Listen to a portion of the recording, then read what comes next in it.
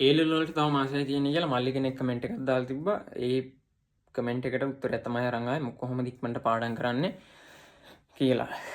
ඉස්සෙල්ලම කියන්න ඕනේ ඔයාට වෙන රටකට හරි කැම්පස් එකකට යන්න ඕන නම් තියෙන්න ඕනේ පළවෙනි සුදුසුකම තමයි S3. එතනින් එහාට වාසනාව හරි අවස්ථාව කියලා කියන්න පුළුවන්. හරි. වටිනම දේ තමයි ඔයා තේරුම් ගන්න ඕනේ ඔයා කවුද, ඔයාගේ සිස්ටම් එක මොකක්ද කියලා. ඕනම මිනිහෙක්ට සිස්ටම් එකක් තියෙනවා යම් කිසි දෙයක් කරනකොට. ඒක තමයි උදාහරණයක් විදිහට මට උදේ නැගිටලා පාඩම් කරන්න පුළුවන්. හැබැයි ඒක එච්චර වැඩක් නැහැ. මොකද මං ආස සහ මගේ ඔළුව වැඩ කරන්නේ රැට. ඒ කියන්නේ සමහර මිනිස්සු ඉන්නවා කොටස් දෙකක් ඉන්නවා. ඊට වැඩි වෙන්න පුළුවන්. සමහරුන්ට උදේ පාඩම් කරන්න පුළුවන්.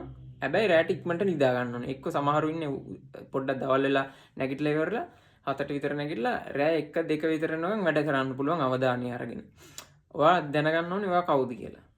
ඒක පළවෙනි එක. දෙවෙනි එක තමයි තව මාසයයි තියෙන්නේ කියපු හින්දා පළවෙනි දේ තමයි හොඳට ප්‍රශ්න වලට උත්තර ලියන්න නම් ඔයා සිලබස් එක දැනගෙන ඉන්න ඕනේ. සිලබස් එකේ මොනවා හරි කොටසක් දැන් නැත්තම් එතනදී අපොසත් වෙනවා උත්තර දෙන්න. ඒකින්ද සිලබස් එක මම හිතනවා හොඳට ඉගෙනගෙන ඇති කියලා.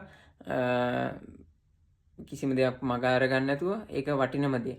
ඊළඟ එක තමයි හොඳම දේ තමයි පුළුවන් තරම් පහුගිය ප්‍රශ්න පත්‍ර බලන්න. මං කරපු විදිහක් තමයි මාස්ටර් ගයිඩ් පොත් ගන්න අවුරුදු මන් දන්නේ 2000 ඉඳන් වගේ ගන්න. අරගෙන ඉවරලා මොකද සිලබස් වෙනස් වෙනවා අවුරුදු 5න් 5ට හරි 10න් 10ට හරි මට මතක නැහැ. අරගෙන ඉවරලා හොඳට බලන්න ආපු පොදු ප්‍රශ්න මොනවද කියලා. ඒවා අනිවාර්යෙන්ම එකක් හරි දෙකක් හරි එනවාමයි. ඊට අමතරව බලන්න ආවෙ නැතිම ප්‍රශ්න අනිවාර්යෙන්ම එනවාමයි. ඒක කතා දෙකක් නෑ. ඊට අමතරව කියන්න තියෙන්නේ බය වෙන්න දෙයක් නෑ. මහා ලොකුවට පැනික් වෙන්න දෙයක් නෑ. ඒ කියන්නේ බය වෙන්න දෙයක් නෑ. කලබල වෙන්න දෙයක් නෑ. මාසයක් කියන්නේ හොඳ කාලයක්. ඔයාලට මම හොඳ උදාහරණයක් විදිහට කියන්න. මට පළවෙනි පාර A level කරලා ඉවරලා ඒක දිග කතාවක් මම කියන්න යන්නේ.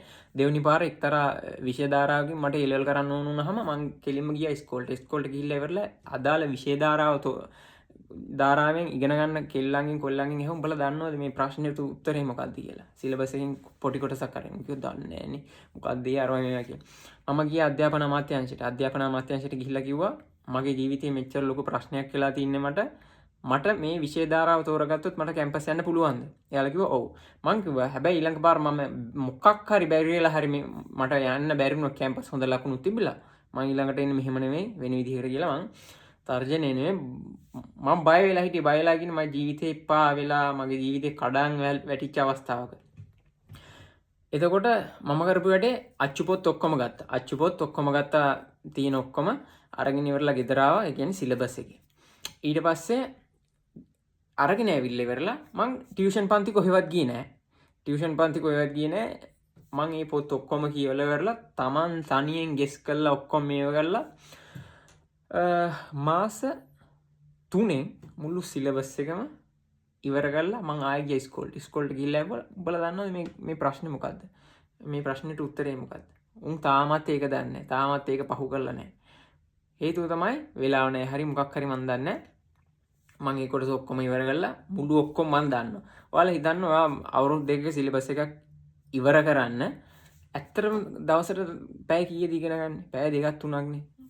සාමාන්‍ය මැත්ස් හොයාගත්තන් පස්සේ කම්බයින් මැත්ස් අරවා මේවා එක එක ඒවා තියෙනකොට ඕකෙන් එක වැඩිපුර වෙන්නේ ඉස්කෝලේට යනකොට ඇඳ පැළඳගෙන ඉවරලා ඉස්කෝලේට යනවා. ඊට පස්සේ ඉන්ටර්වල් එක ඒවත් ඇවිල්ලා වෙලා ඊට වැඩි ඔයා මාසයයි තියන්නේ කියන්නේ මාසයක් තියනවායි කියන්නේ හරියට ඒක මාස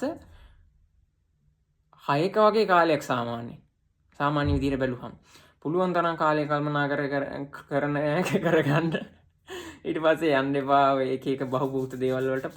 මොකද මාසයයි තියෙන්නේ. මාසයෙන් ෂුවර් ගොඩ දාන්න පුළුවන්. ඔයා සාමාන්‍යයෙන් මෙලෝ දෙයක් දන්නේ නැත්නම් ඉතින් මට කියන්න බෑ ගොඩ දාන්න පුළුවන් කියලා. ඔයා අනිවාර්යෙන් අවුරුදු දෙක හොඳට ඉගෙන ගත්තා නම් හොඳට ඉගෙන සාමාන්‍ය ඉගෙන ගත්තා නම් බය වෙන්න එපා.